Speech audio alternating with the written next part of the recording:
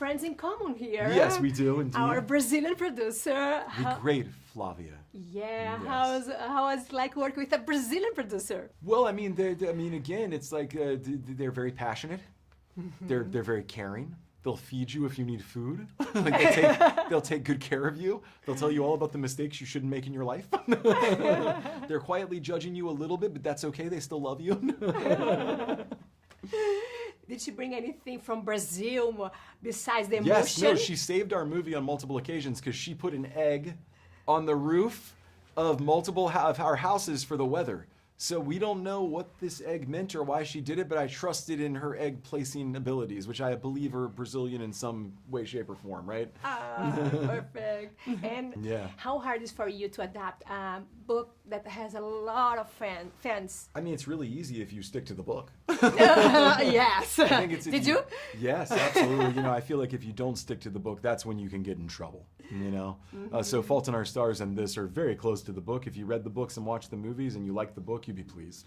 You know, I think so. And I felt that there is something very personal for you, maybe the bedroom, the Miller's character. Wait, why is that personal for me? Because he want to be a director. Yes, totally. Filmmaker. But that was in the book. You know what I mean? Yes. So it's I inherited that from the book.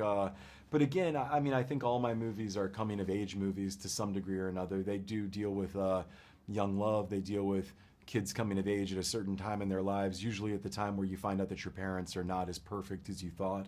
And you know, I just am attracted to that stuff. I remember what it was like to be young. I remember what it was like to be a teenager. And I've always been drawn to stories like that and books like that. Yeah, I don't know, but I also like the complicated, messy adult stuff part of it too, because I understand all that stuff as well, you know? And how was your bedroom? My bedroom? Yes, when you was a teenager. It looked like Miller's. It had, again, I would put up murals on the wall with all my favorite movie posters that I pulled out of magazines or cut out of film books. So I sent them some pictures of my walls that I had for them to do his walls. Yeah. It's nice. Yeah. And how about the soundtrack? It is very intense and very nice. I love it. Well, I mean, that's like, maybe that's one of my, I don't have many superpowers, but I'd say soundtrack's one of my superpowers, which is just that music is such a big part of my life and such a big part of how I do my process. So before I even make the movie or maybe even get the job, I'll make a soundtrack so that I know I can make the movie. I really to convince myself. And you put as many of the great songs that you feel capture the way the movie should feel, and then hopefully you get half of them. You use half of them and you find some new ones along the way. So I love it. And most of the songs you might remember from the movie, like The Killers at the beginning, or Flavia Loves the Killers. Yes, I know. Or the Tommy Prine song Over the Montage, or the Dakota stereophonic song in the pool flashback. Those were all put into the script. They were like songs I chose to help figure out how to make the movie. Yeah. And you also directed The Fault in Our Stars. I did, yeah. Also I did a very famous book. How do you choose the books to adapt? They come to me. You know, sometimes I choose stuff myself, but really you wait for the right books to come to you, especially these kind of books. My agent brought me Fault in Our Stars and Regretting You.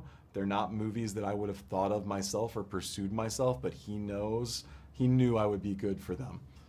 So it's always a bit of a push and pull, but when he's right, he's right. So yeah, these two in particular, he was a big part of me doing those films. Yeah. And the biggest challenge for this one? Time, you know. We had to do post-production on the movie very quickly to make the release date. So we had about 10 weeks less than usual. So from when we started shooting the movie to when we turned the movie in was 5 months, 3 weeks, 4 days, which is definitely the fastest I've ever made a movie. Can I also ask very fast Sure. what Brazilian can expect from you and from the Brazilian producer also in this movie? Well, I mean, you know, we laughs and tears and like feeling like you want to go talk to your mom and hang out with her, and you know, I don't know, that's about it. It's like we just want to give people an emotional roller coaster that will hopefully send them home to their families, you know? Perfect. Yeah. Thank you so much. It was so nice to talk to you. Congratulations. Thank